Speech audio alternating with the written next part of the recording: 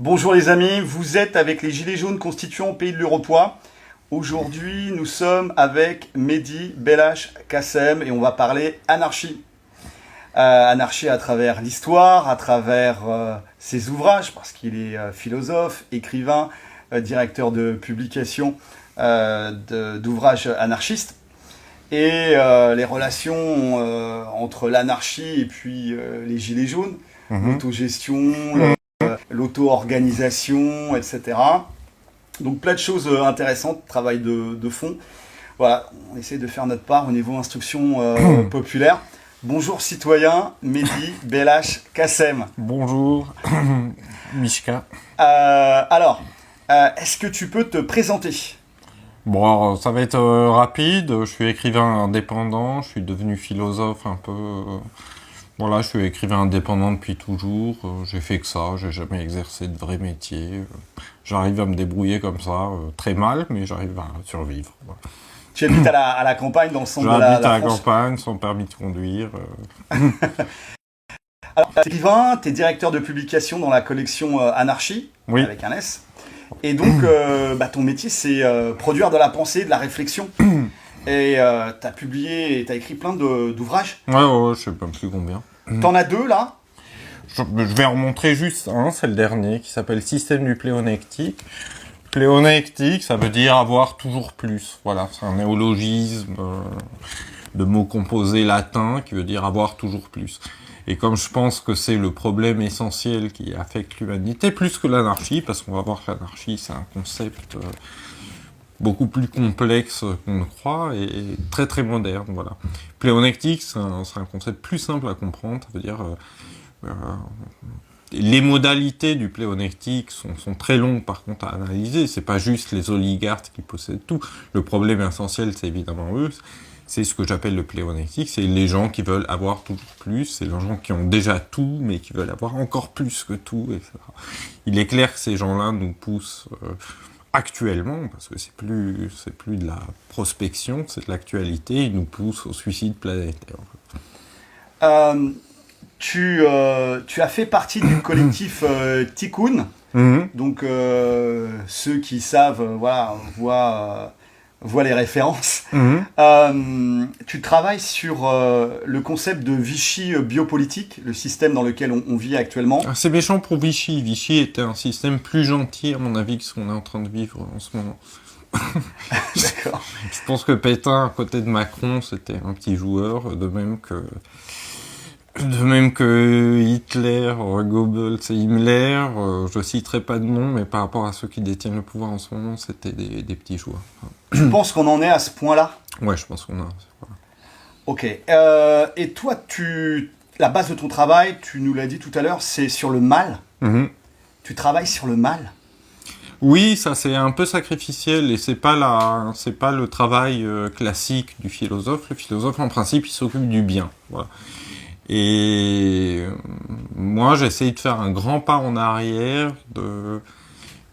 Et en ce moment, avec la crise sanitaire, je me rends compte que beaucoup réfléchir sur le mal me met au fond dans une meilleure position que les philosophes qui passent leur temps à parler du bien, à prescrire le bien, à dire le bien il est par-ci, le bien il est par-là. Parce que là, le mal, je le vois. Je le vois.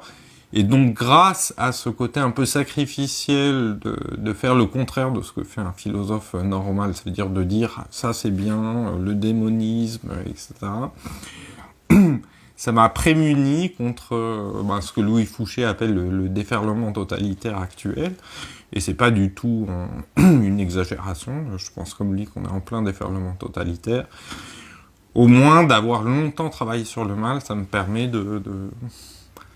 d'avoir, pas tout de suite, pour des raisons X, mais je me suis assez vite rendu compte qu'on était effectivement dans quelque chose de cet ordre.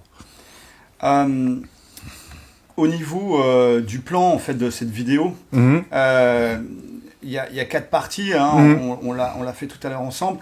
Au niveau des définitions et des approches de l'anarchie, juste pour qu'on comprenne de quoi on parle, tout simplement. Bien sûr. Là, on est avec un philosophe anarchiste, donc c'est quand même une belle occasion. On voit souvent ce sigle, ce A entouré avec un drapeau noir. On voit quelquefois des collègues habillés tout en noir ou avec des drapeaux noirs. Voilà. Alors, on va parler anarchie. Voilà, la première partie, c'est la première définition de l'anarchie. Bon, elle est assez simple, c'est la définition vulgaire et c'est aussi la définition la plus ancienne. Anarchie, ça veut dire bordel, chaos, désordre, dire ça va pas du tout. La seconde définition, c'est celle de Proudhon. C'est là où on passe de l'anarchie à l'anarchisme. Et Proudhon donne au mot anarchisme, au mot anarchie, un sens positif en disant « Pour moi, c'est la meilleure organisation politique et sociale possible. » Ça veut dire, là, on a déjà un paradoxe vachement intéressant, que j'aurais pas le temps de développer dans cette courte vidéo, mais sur lequel j'attire l'attention. Un paradoxe en disant, c'est grâce à l'anarchie qu'on va avoir le meilleur ordre social et politique possible. La troisième définition, alors ça c'est un livre qui compte beaucoup pour moi, un livre de philosophie, il faut bien l'avouer, assez difficile, ça s'appelle Le principe d'anarchie, d'un Allemand qui s'appelle Rainer Schurman. Et il nous dit, Rainer Schurman, qu'on est dans l'époque de l'absence de principe, c'est-à-dire que l'Occident jusqu'ici avait toujours réussi à vivre sous la domination d'un grand principe. Les Grecs ont vécu sous la domination du principe de l'unité. Les Romains ont vécu sous la domination du principe de la nature. Les médiévaux ont vécu sous la domination du principe de Dieu. C'est un grand principe. Et les modernes, depuis Descartes, ont vécu sous la domination du principe de la conscience de soi. C'est ce qu'en termes, disons plus vulgaires, on appelle l'individu. L'individu libéral qui, à mon avis, depuis 1 an et demi, s'est définitivement effondré. Et ce que nous dit Rainer Schurman, c'est que nous devons vivre maintenant dans l'époque du principe d'anarchie, ça veut dire de cet oxymore, de cette contradiction, une de plus, le principe de l'absence de principe.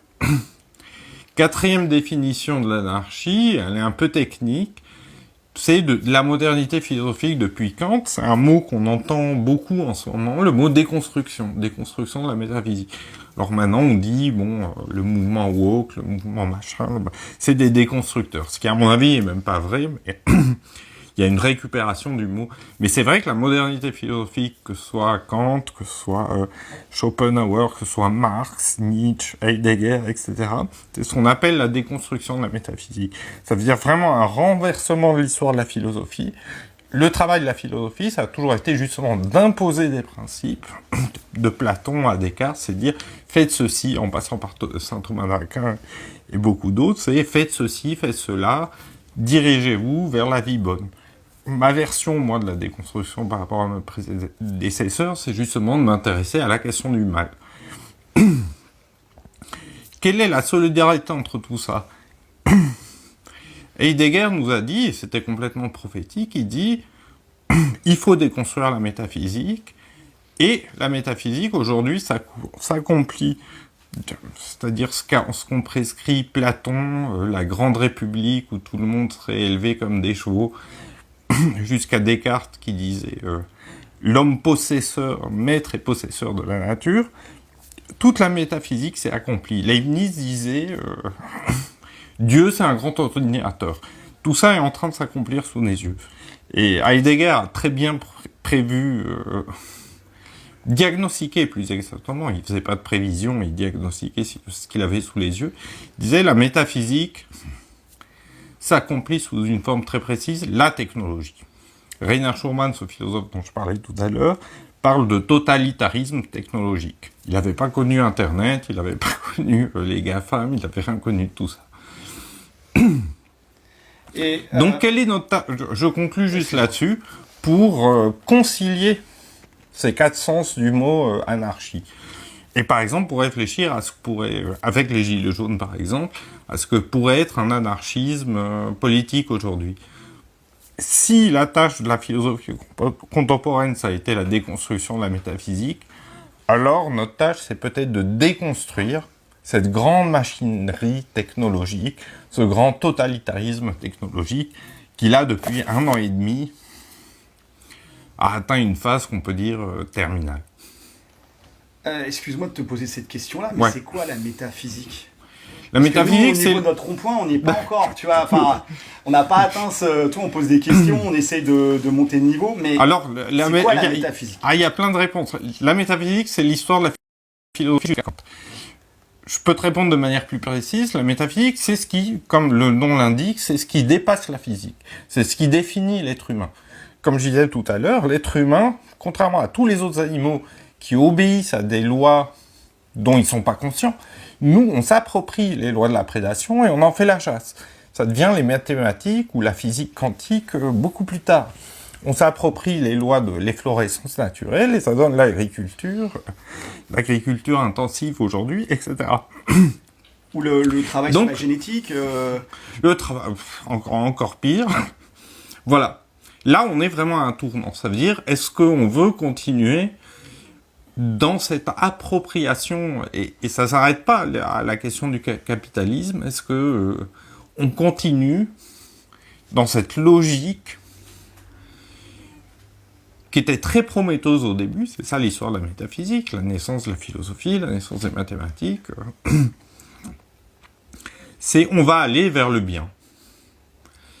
Et il y a un petit livre, un gros livre qui s'appelle la Bible, qui a métaphorisé ça très bien, on a appelé ça le péché originel. Attention, si vous mangez dans l'arbre du savoir, ça va vous sembler bien au début, mais vous aurez des ennuis aussi. Et donc là, on y serait, d'après toi, c'est une fin de cycle. Ah, je pense qu'on est vraiment dans une phase absolument décisive pour réfléchir sur tout ça. Ouais. Depuis 1 an et demi, on en parlait tout à l'heure, et depuis 1 an et demi, ce qu'on appelle science n'est plus de la science. Sans conscience? Science sans conscience, ça c'est sûr. Ça c'est sûr. Ça c'est sûr. On n'est que ruine de l'âme et on y est complètement. Ouais. Comment peut s'articuler en fait la pensée anarchiste? Que peut apporter la pensée anarchiste au combat des Gilets jaunes pour la dignité, la justice et le bien commun dans la société actuelle, dans le système actuel qu'on veut changer pour repositionner autour de l'homme, autour de la dignité, la justice, du bien commun, on vient de le dire. Mais dans ce système qui est en phase de pourriture terminale, on le sent bien, qu'est-ce que la pensée anarchiste, qu'est-ce que la philosophie anarchiste peut apporter aux Gilets jaunes dans leur combat médiatique ou leur combat rhétorique dans leur famille, quand on échange avec les parents, avec les enfants, avec les conjoints ou sur les ronds-points, etc. Qu'est-ce que ça peut apporter ? C'est difficile dans un temps si court de répondre à une question aussi complexe, mais je vais essayer. J'attire l'attention de ceux qui écoutent sur la solidarité qu'il peut y avoir entre les quatre, malgré les contradictions apparentes sur les quatre définitions de l'anarchie. Déconstruire la métaphysique, l'intuition des anarchistes du 19e siècle et au-delà, c'était ne pas obéir aux commandements, ne pas obéir aux grands principes. J'ai fait un livre d'entretien qui est sorti récemment avec celui qui était le leader d'Occupy Wall Street et qui était un des plus grands anthropologues vivants et certainement le plus grand penseur anarchiste de son temps, qui nous explique quelque chose de très simple auquel on doit réfléchir aujourd'hui. C'est dans les tribus de chasseurs-cueilleurs, il y en a des dizaines de milliers encore aujourd'hui dans le monde.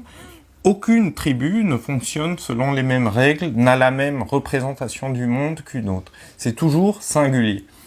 Donc aujourd'hui, c'est le débat, je dirais. La métaphysique, c'est ça, c'est l'universalisme, c'est la mondialisation, c'est de coiffer tout le monde sous un même principe, sous un même régime de loi. La grande intuition des anarchistes, qui aujourd'hui prend une espèce d'évidence absolue, c'est on doit revenir à un niveau plus local. À 200 personnes, ça fonctionne. À 1000 personnes, ça fonctionne. À 2000 personnes, ça fonctionne. Au-delà, il faut toujours se méfier. La grandeur du mouvement des Gilets jaunes est sa défaite, au moins temporaire, et je pense à la fois à la question très importante qu'elle pose aujourd'hui mais aussi peut-être son aporie, comme la Commune de Paris et les anarchistes espagnols, c'est comment faire fonctionner l'anarchisme à un niveau global. Tu vois, c'est une contradiction dans les termes. Et j'ai pas de réponse à cette contradiction. J'ai qu'une réponse limitée, c'est si on se regroupe réellement à 200, à 1000, à... vous vous êtes écouté apparemment par 30 000 ou 60 000 personnes, à ce niveau-là, voilà, ça peut fonctionner. Si on arrive à se mettre d'accord sur des principes temporaires qui fonctionnent pour nous tous, bah là, on agit. Est-ce qu'on a été anarchiste sans le savoir, en fait sur Ah les oui, ronds-points oui, ça, très clairement. Ça, les gilets jaunes ont vraiment été des anards sans le savoir. C'est tous les principes des anarchistes, pas de hiérarchie, démocratie directe, délibération directe, autogestion, nouvelle constituante. C'est trop complexe. Je suis évidemment complètement d'accord avec cette proposition d'une nouvelle constitution. Les gilets jaunes constituants. C'est trop long à expliquer. Bon, je peux peut-être un peu résumer quand même. Le paradoxe de l'être humain est la seule question, au fond, la question centrale que je pose en philosophie. Je l'ai déjà évoqué plusieurs fois dans notre discussion. C'est pourquoi est-ce que l'être humain, qui est l'animal capable de s'approprier les lois de ce qui est, on est capable de dire comment fonctionnent les particules, comment